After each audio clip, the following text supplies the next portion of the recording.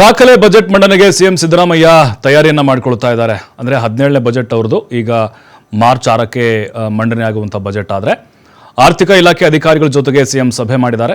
Budget ಮಂಡನೆಗೆ ಸವಾಲಾಗಿದೆ ಈ ಬಾರಿ ಸಂಪನ್ಮೂಲಗಳ ಕೊರತೆ, ಅಂದರೆ ಆರ್ಥಿಕವಾಗಿ ಅಂದರೆ ಹೊಂದಿಸಿಕೊಳ್ಳೋದು.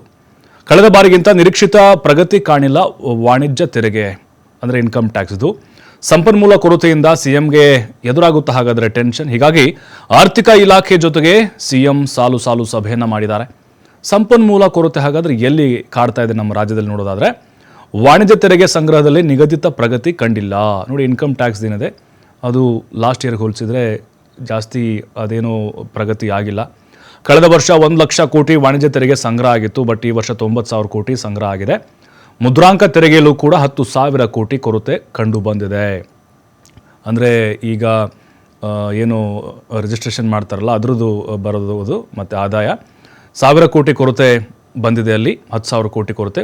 ಮೋಟಾರು ವಾಹನ ತೆರಿಗೆಯೂ ಕೂಡ ಕುಂಠಿತ ಆಗಿದೆ. ಅಬಕಾರಿ ಇಲಾಖೆಯ ಹೊಸ ಲೈಸೆನ್ಸ್ ವಿವಾದ ಸರ್ಕಾರದ ಹೆಚ್ಚುವರಿ ಆದಾಯಕ್ಕೆ ಹೊಡೆತ ಬಿದ್ದಿದೆ. ಆದಾಯ ಏನು ಈಗ ಅಬಕಾರಿದು ಕೂಡ ದೊಡ್ಡ ಮೊತ್ತ ಸರ್ಕಾರಕ್ಕೆ, ಖಜಾನೆಗೆ, ಬಟ್ ಅದರದ್ದು ಕೂಡ ಕೊರತೆ ಆಗಿದೆ. ಸರ್ಕಾರಿ ನೌಕರರು ಭೂಮಿ ಹೊಂದಿರುವಂಥ BPL ಕಾರ್ಡ್ ರದ್ದು ಮಾಡಲಾಗಿದೆ. ಆದಾಯ ತೆರಿಗೆ ಪಾವತಿಸುವಂಥ BPL ಕಾರ್ಡ್ ಕೂಡ ರದ್ದು ಮಾಡಲಾಗಿದೆ. ಅಬಕಾರಿ ವಿಲಾಸಿ ವಸ್ತುಗಳ ಮೇಲೆ ತೆರಿಗೆ ಏರಿಕೆ ಬಗ್ಗೆ ಈಗ ಚಿಂತನೆಗಳು ನಡೀತಾ ಇದೆ. ನೋಡಿ, ಇದೆಲ್ಲವೂ ಕೂಡ ಏನಾದರೂ ಬದಲಾವಣೆಗೆ ಕಾರಣ ಆಗ್ಬೋದಾ, ಅಥವಾ ಬಜೆಟ್ ಗಾತ್ರ ಏನಿತ್ತಲ್ವ 4 ಲಕ್ಷ ಕೋಟಿ ಲಾಸ್ಟ್ ಟೈಮ್ ನಾವು ನೋಡಿದ್ವಿ, ಅದಕ್ಕಿಂತ ಏನಾದರೂ ಕಡಿಮೆ ಆಗ್ಬೋದಾ? ಗ್ಯಾರಂಟಿಗಳನ್ನ ಕೊಡ್ತಾ ಇದ್ದಾರೆ, ಸುಮಾರು 52,000 ಕೋಟಿ ವರ್ಷ ಖರ್ಚಾಗ್ತಿದೆ. ಅದರಿಂದ ಏನಾದರೂ ಈ ರೀತಿ ಹೊಡೆತ ಬೀಳ್ತಾ ಇದೆಯಾ?